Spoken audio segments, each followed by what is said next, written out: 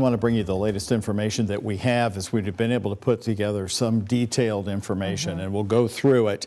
Again, this information being confirmed by the FAA tonight. The FAA putting out its first statement on this at about 6 minutes past 6. The UPS flight number 2976 crashed at about 5:15. It was departing from Louisville's airport, and it was headed to the airport in Honolulu. Yes, it was. The McDonnell Douglas MD-11 was headed to the airport in Honolulu. The FAA and NTSB will be investigating. The NTSB will lead that investigation and will provide all updates. The information is preliminary and subject to change. Getting a lot of different texts from people across the community. They are smelling, as they're calling it, a very strong odor, very strong smell outside their doors and windows here today, as this jet, the MD-11 UPS jet, was fully loaded with fuel. As Reed said, it was heading for a 9-hour flight to Honolulu. And that's 280,000 gallons of fuel, and we're taking a look at that fire. It keeps getting bigger, it seems, Doug, as we have been watching it. And there are folks that are sending pictures to us saying, I have smoke, in my neighborhood. They are across town. You talked about Oldham County. People are seeing it everywhere now, and people that were driving certainly through it shortly after it happened were wondering what in the world had happened. So you're watching WHAS 11 News special live coverage. We've been on the air with you since shortly after the first scenes of that plume of smoke appeared. Metro Police confirming injuries and a plane crash at 5:24. Again, the aircraft took off at 5:15. As our Reed Yaden has reported, it lifted off in Louisville from the north heading to the south. An MD-11 and UPS has confirmed, again, one of their aircraft. The crash happened in the southern part of the airport around Fern Valley Road and Grade Lane. We have been watching this plume of smoke and the firefighting effort. It's been underway in earnest. It has been unrelenting since we first saw the live images here on the screen. That smoke is still as black and strong. And as the mayor pointed out correctly, that's because this plane was fully loaded with the fuel. Right. And we also asked him if he had asked Governor Andy Beshear yet for more help, obviously, in this situation. If we have enough emergency responders, here in this area. He says he has not asked him yet, but, he said he was out of town right now, so he is trying to get a handle on everything that is happening. This picture was taken from our Conroy Deluge outside of U of L at Cardinal and 4th. This was, I guess, shortly after, he made his way over there to the U of L campus. Again, Governor Andy Beshear heading to Louisville. We want to let you know that we do expect a briefing from the emergency crews on the scene. They have been contacting us with via social media. They have been saying that they are trying to get a staging area, but they've been moving it around because of the plume of smoke. And so we will bring you live coverage of any news conference here coming right up. We're taking a look at some video from the interstate here that's obviously being sped up a little bit, but certainly this is what people were seeing as they were passing by. Such a scary situation. So many emergency crews that were headed that way to get to this plane crash. Again, that the crash happening, or an explosion of some sort happening as the plane took off, as it departed Louisville International Airport, headed to Honolulu. And of course, all of that gas, that it gassed up for a 9-hour flight, Doug, and that is why we are seeing such a huge explosion and fire. Of course, you can imagine what is in this smoke through the air, and people who have breathing issues, certainly this can complicate that. That's why when they say shelter in place, just make sure your windows are closed until this passes. We hope to get a live update here soon, moments from the emergency crews who are down at the scene, who are just possibly a few minutes away from talking to reporters about what they have a handle on it. Again, the early on reported injuries. We don't have any reports of any fatalities or any other details about how they're doing as far as the firefighting is concerned. And the shelter in place extended north. Certainly, when you look at that smoke there, Doug, you can see why. And our Jose Alonso was with us just a few minutes ago, wearing a mask. It would be difficult to breathe out there anywhere close to this, Doug. Let's go back to Jose Alonso. He has been reporting to us. He has a breathing mask on where it has been coming your way many times. Jose, is it now moving overhead over where you are standing, or is it still off to the side from you? Can you tell? Doug, it's still a little hard to tell, especially as the sun has now gone down. That cloud of smoke has seemed to kind of blend in. Just take a look into the night sky here. Giving a live look, you probably can't see it on camera, but from here, you can still kind of see the outline of the smoke just with my bare naked eye. But in regards to obviously seeing it, not as much. The last time we saw it, it was still heading towards the north of where we are, not necessarily above us, but again, it could be at this moment and we just don't know. But we can still see all these flashing lights here at Muhammad Ali International Airport. A lot of people, there's really nobody outside at all anymore, but we see a lot of first responders heading up here. What they're doing inside, we don't necessarily know as we are outside. But taking it back to the source of the fire, you can clearly see those raging orange and red flames still burning very high in the sky. And again, that's on the other side of the airport as well. Looks like there is actually possibly a crash out there. No, never mind.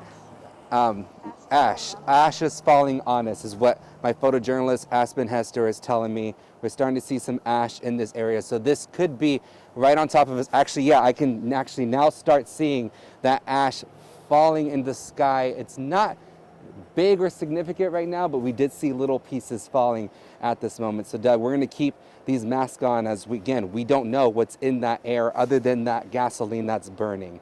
Doug, Connie?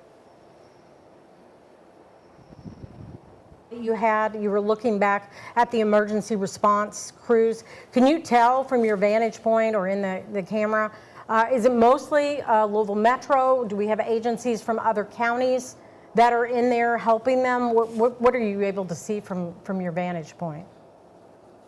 Sure, I'll show it again, Connie, here with my photojournalist Aspen Hester. Just the scene we're seeing up here. Again, this is where you drop off individuals for departures at this airport. Most of these vehicles are unmarked. I will say that.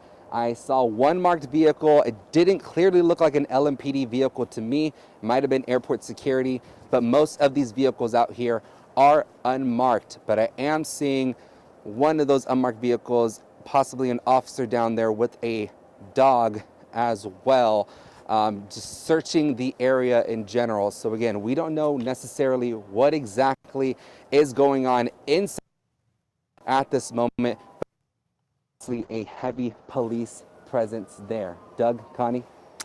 So, Jose, the location you are on top of the parking garage, they're obviously looking back at the terminal. When we were joining you on daylight, you could see a lot of the firefighting activity. Has that changed from your vantage point, from what you can tell over the rooftop there? From our vantage point, I'm going to have Aspen show it to you. It's going to be a very tight zoom that they're going to have to take here, but we can't necessarily see any fire trucks or anything, at least from this angle on the other side of Muhammad Ali International Airport. But take a look right there. Those flames are still ongoing, and you can see the smoke being lit by those flames. So you can obviously tell that the smoke is still coming up. There has to be a large plume still coming up at this moment, but we just cannot see it anymore because of how dark it's gotten out here. Even though this whole airport is lit up, we still can't really see that plume of smoke, but we can see that large fire as it continues to burn. Doug, Connie?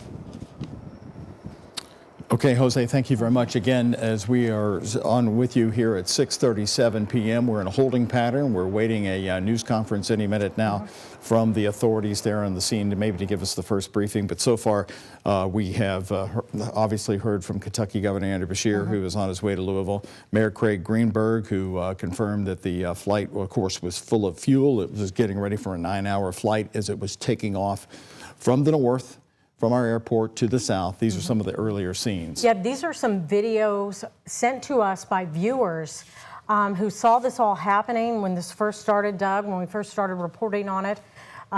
They sent us these videos, and you can just see the huge plume of smoke. Of course, when we did have daylight, it was just pretty overwhelming, and immediately started covering a good portion of the city, as you can see there, that one from Indiana.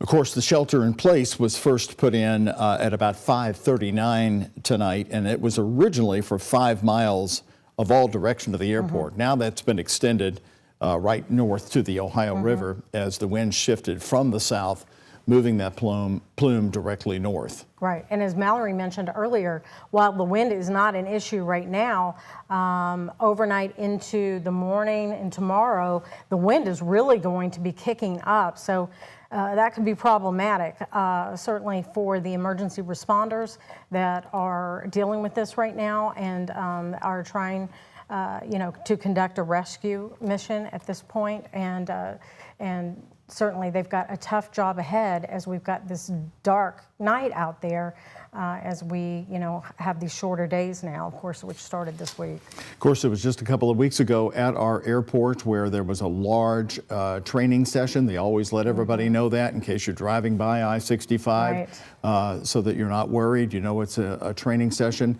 They combine with an airline who agrees also to participate in the training session. And with all of the authorities were there too, the federal authorities and Metro and the state. So they plan for this a lot at our airport, and our airport has had an amazing safety record for one that's so busy, not only with the cargo flights, but also the commercial flights that have been increasing over the years. And oddly, Doug, as they were doing that drill, I was thinking to myself, we've been very lucky, at our airport. So it's been so safe over the years, and certainly such a terrible tragedy for what's happening tonight. And again, our hearts and our thoughts are certainly with the folks at UPS and their families involved in this, waiting for information. UPS, such a huge community imprint in our community. And we are waiting for confirmation for just how many people were on board that flight. Right. And, our Reed Yaden, again, told us this flight that was nonstop headed to Honolulu was ready for a 9-hour flight, and that is why it had 280,000 gallons of fuel on board. And he said that he had also gotten information that there were 4 jump seaters. That means 4 people riding as passengers with the crew. So we do not have an exact number of people that were on that cargo plane, but that's certainly unsettling. You and I both know a lot of UPS pilots and their families here in Louisville. I have been texting with the communications people at UPS, and Jim Mayer with UPS just sent me this, Connie. At approximately, he is giving the time, of course, of the flight, flight 2976 from Louisville to Honolulu. Again, this coming from UPS's local Louisville corporate spokesperson. An MD-11 with 3 crew members on board was involved in an accident in Louisville. At this time, we have not confirmed any injuries or casualties. I want to go back over that again because this is coming directly from UPS's local corporate communications, Jim Mayer. Again, confirming 3 crew members on board when it took off. At this time, we have not confirmed any injuries or casualties. UPS will release more facts as they become available, but the NTSB is in charge of the investigation and will be the primary source of information about the official investigation. And they'll be posting any further statements on their website. And let's make clear, he did not mention 4 jump seaters, so we do not know that. Again, that was just information that was given to our Reed Yaden, but we don't know if he said that. He didn't know that that was, you know, confirmed. That Right. was what he had heard. So it may be 3 crew members, But as it- UPS is But at just this time, told us. UPS once again saying they have not confirmed any injuries or casualties.